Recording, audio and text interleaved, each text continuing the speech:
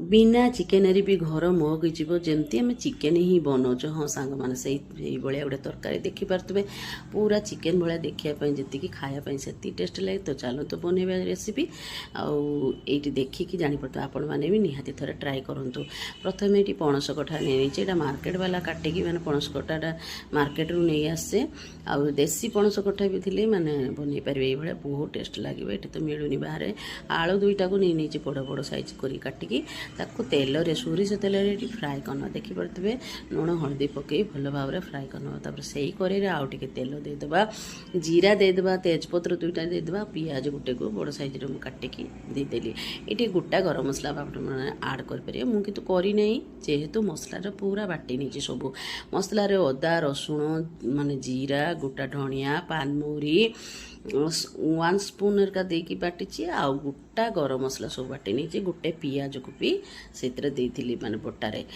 कहीं पियाज बटा देले तरकाटा बहुत ग्रेवी बहुत बढ़िया हम सब मसला दे सारापर ये गुंड मसला मुझे आड करना मसला बहुत कम यूज कर गुंड मसला भी आड करेंगे सेमती भी तरकाटा बहुत बढ़िया टेस्ट लगे। ये नाल मिर्च पाउडर हल्दी पाउडर आ लुण स्वाद अनुसार देकी मसला को भल भाव कषेबा तापर दुईटा टमाटो प्यूरी देदेली आउ टे भल भाव कषेबा आउ ये चिकेन मसला गोटे स्पून देदेली बड़ स्पून आपण मैंने ये मटन जदि फ्लेवर भल लगुव तो मटन मसला भी आड करेंगे। ये बहुत बढ़िया टेस्ट आसब निहाती आड करेंगे। तापर भल भाव मसला कषेकी पानी देकी फुटाई छाड़देवा मसलार जमी तेल सेपारेट हो सारापर आम ये पणस कठा जो भाजी रखते आड करदे तापर भल भाव कषेबा कषे सारापर गोटे 2 मिनट ना यहाँ 80% पूरा सीझीज आ कषा जदि खायापी चाहूए यही समय यहाँ बाहर कर खाईपर बहुत बढ़िया टेस्ट लगे।